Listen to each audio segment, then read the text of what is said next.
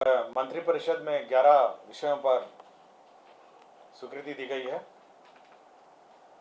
2 योजनाओं पर स्वीकृति दी है, मैंने उसकी जानकारी देना चाहूँगा।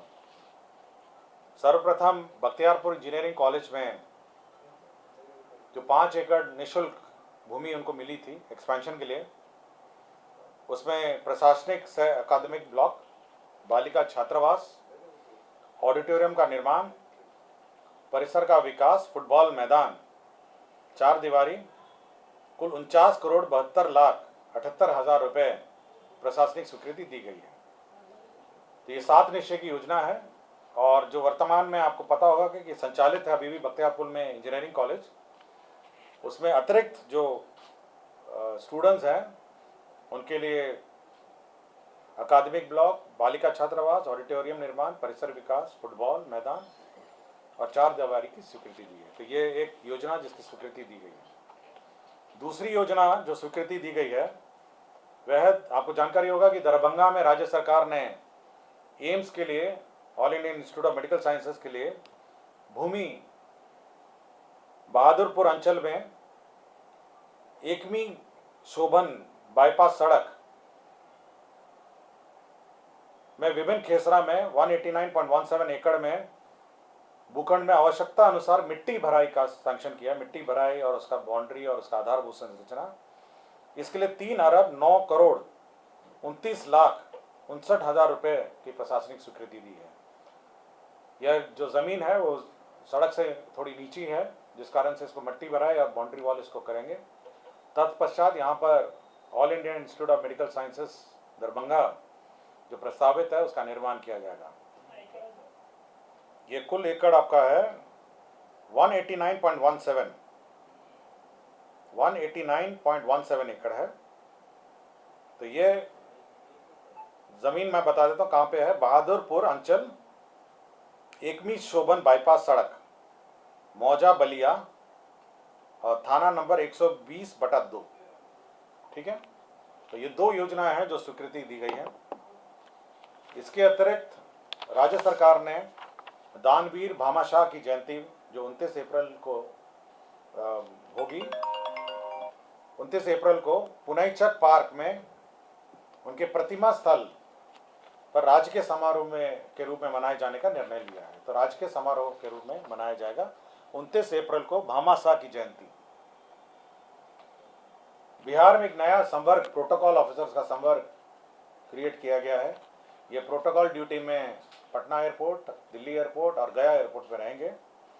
कुल 15 पदाधिकारी होंगे, जिसमें प्रोटोकॉल मैनेजर के रूप में 1 रहेंगे, सीनियर प्रोटोकॉल ऑफिसर के रूप में 4 रहेंगे और प्रोटोकॉल ऑफिसर के रूप में 10 रहेंगे। तो ये सभी डेपुटेशन के आधार पर हैं। तो 15 लोगों का यह निर्णय लिया गया कि एक नया काडर बनेगा और ये प्रोटोकॉल ड्यूटी में रहेंगे। जो भी हमारे अतिथि हैं जो एयरपोर्ट में आते हैं जाते हैं और कोऑर्डिनेशन के लिए ये तीनों एयरपोर्ट में अवस्थित रहेंगे। एक प्रोटोकॉल मैनेजर होगा जो लेवल 6 का पद है, सीनियर प्रोटोकॉल ऑफिसर है 4 हैं जो लेवल 4 का है, प्रोटोकॉल ऑफिसर 10 है जो लेवल 2 का है। कुल 15 पद होंगे।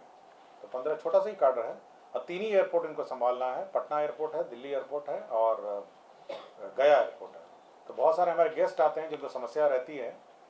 ये परमानेंट काडर रहेगा। इनका ट्रेनिंग प्रशिक्षण प्रोटोकॉल में होगा और ये जो हमारे अतिथि हैं उनको रिसीव करेंगे और उनको डिपार्चर के लिए सहयोग करेंगे।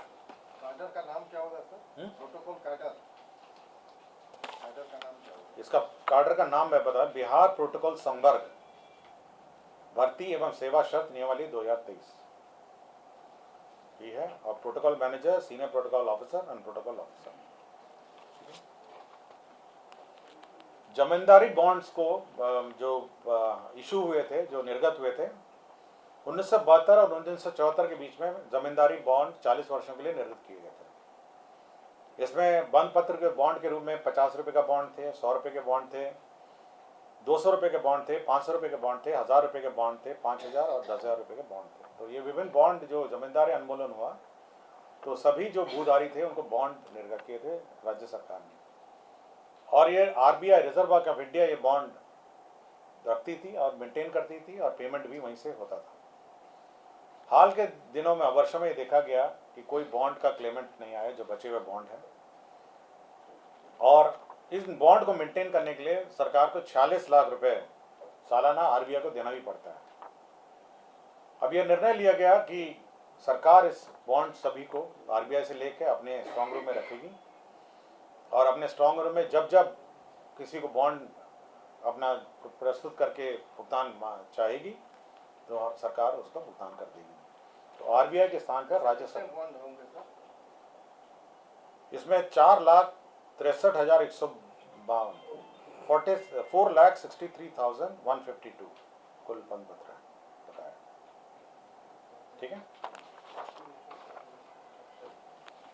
मोटर वाहन संशोधन अधिनियम 1988, आपको पता होगा कि जो में संशोधन और बिहार मोटर गाड़ी नियमावली 1992, और इसमें आवश्यक संशोधन 1988, धारा 165 पठित धारा 176, इसकी नियमावली जो 2023 है उसका नया नियमावली बनाया गया है। इसमें पहले आपको जानकारी होगा कि बीच में हम लोगों ने एक ट्रिब्यूनल बनाया था, और राज्य सरकार पहले भुगतान करती थी और उसके बाद इंश्योरेंस कंपनी से क्लेम करती थी। माननीय सर्वोच्च न्यायालय ने प्रक्रिया निर्धारित कर दी है, और भारत सरकार ने भी प्रक्रिया निर्धारित कर दी है कि ट्रिब्यूनल के माध्यम से ही जो डेथ और अन्य क्लेम्स हैं, इंजरी क्लेम्स हैं, वो भुगतान होंगे। और यह भी उस आदेश में निर्गत है कि यदि राज्य सरकार भुगतान करेगी तो इंश्योरेंस कंपनी उतना कम भुगतान करेगी। तो यह तो राज्य सरकार का घाटा हुआ। राज्य सरकार ने अभी क्या किया है कि सभी जिलों में अब ट्रिब्यूनल का गठन होगा। जो भी क्लेमेंट हैं डेथ के या इंजरी के, जो भी इंश्योरेंस क्लेम है, वहाँ पे ट्रिब्यूनल में दर्ज करेंगे। जिला स्तर पर एक न्यायिक पदाधिकारी की अध्यक्षता में है, ये रिटायर्ड न्यायिक पदाधिकारी की अध्यक्षता में एक न्यायाधिकरण है। तो ये वहाँ पे जो ट्रिब्यूनल है वो निर्णय लेगी और भुगतान हो सकेगा। तो यह एक महत्वपूर्ण निर्णय है कि अब जो ट्रिब्यूनल हैं, जो डेथ और एक्सीडेंट के ट्रिब्यूनल हैं, तो अब जिला स्तर पर रहेंगे और क्लेम वहाँ पे फाइल होगा और वहीं पे डिस्पोजल होगा। तो न्यायिक ये प्राधिकरण जो न्यायाधिकरण है उसका गठन के की मंत्रिपरिषद ने स्वीकृति दी है। अभी एक ही था, पूरे राज्य में एक था, और बड़ी कठिनाई होती थी, और होता ये था कि राज्य सरकार पेमेंट करती थी और उसके बाद इंश्योरेंस कंपनी से क्लेम होता था। लेकिन हुआ ये कि माननीय सर्वोच्च न्यायालय में एक केस चला, भारत सरकार ने भी के भी पार्ट था और सभी राज्य थे। तो सर्वोच्च न्यायालय में निर्णय हुआ कि राज्य सरकार अगर भुगतान करेगी तो इंश्योरेंस कंपनी उतना कम भुगतान करेगी, और क्लेम जो होगा वो केवल न्यायाधिकरण जो ट्रिब्यूनल है वही भुगतान करेगा। तो उसको सहूलियत देने के लिए हर जिला में अब एक ट्रिब्यूनल का गठन किया जाएगा। अब तो ट्रिब्यूनल देगा ना, अगर राज्य सरकार देगी तो फिर इंश्योरेंस कंपनी का फायदा हो गया ना, इंश्योरेंस कंपनी उतना कम भुगतान करेगी। गृह विभाग का एक प्रस्ताव था जिसमें बिहार पुलिस के पीटीसी प्रशिक्षित और 3 सिपाही रैंक के पुलिस पदाधिकारी को अन्य राज्य की तर्ज पर अनुसंधान की शक्तियां प्राधिकृत करने के संबंध में आपकी जानकारी है कि रिजर्वेशन एंड प्रमोशन के आलोक में प्रमोशन की कार्रवाई अभी बाधित है और माननीय सर्वोच्च न्यायालय में विचाराधीन है। प्रमोशन के अभाव में जो इन्वेस्टिगेटिंग ऑफिसर्स हैं उनकी कमी है। राज्य सरकार ने यह निर्णय लिया कि जो पीटीसी प्रशिक्षित 3 सिपाही हैं जो प्रमोशन के कगार पे हैं, उनको अनुसंधान की शक्तियां दी जाए, केस में ट्रायल की जो केस में अनुसंधान की शक्तियां दी जाए, यह निर्णय राज्य सरकार ने लिया है। तो अब जो कांस्टेबल हैं, जो पीटीसी उत्तीर्ण हैं, सिपाही के रैंक में हैं, ये अन्य राज्यों में भी यही व्यवस्था है क्योंकि वहाँ पे भी यही रिजर्वेशन प्रमोशन बाधित है, उन्होंने भी यही किया है।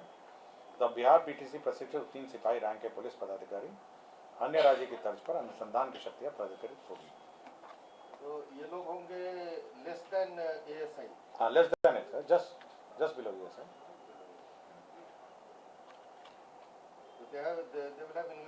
हाँ, इन्वेस्टिगेटिंग पावर।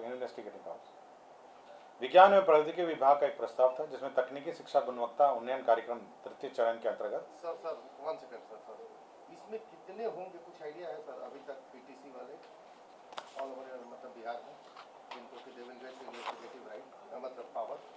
इसमें वर्तमान में राज्य पुलिस में 2832 सिपाही हैं जो पीटीसी प्रशिक्षित हैं, 2822।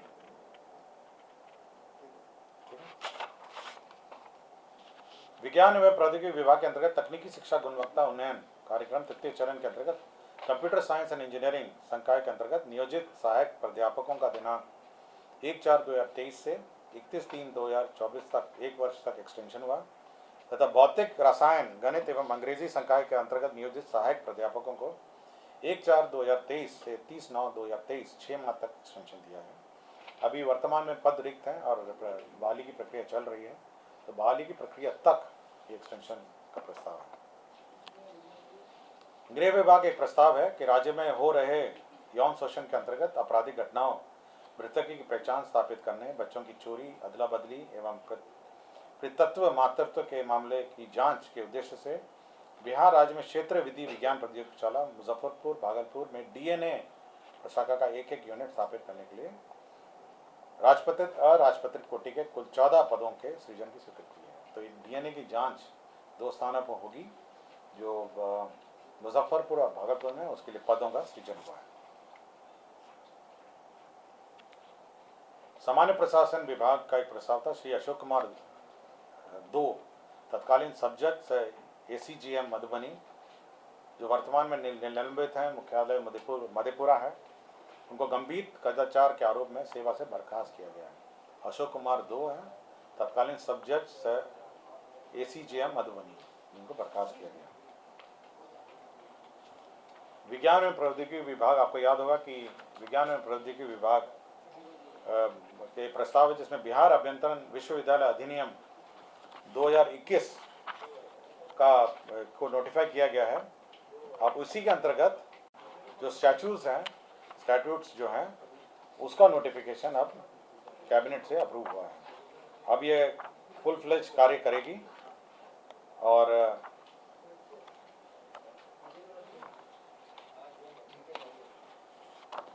बिहार अभियंत्रण विश्वविद्यालय अधिनियम 2021 की धारा 29 की उपधारा 1 के अंतर्गत विश्वविद्यालय का परिनियम, जिसको स्टैट्यूट्स कहते हैं, वो नोटिफाई करने के लिए मंत्रिपरिषद में, तो यही एजेंडा है जो आज स्वीकृत हुआ। ये तो पढ़ दिया।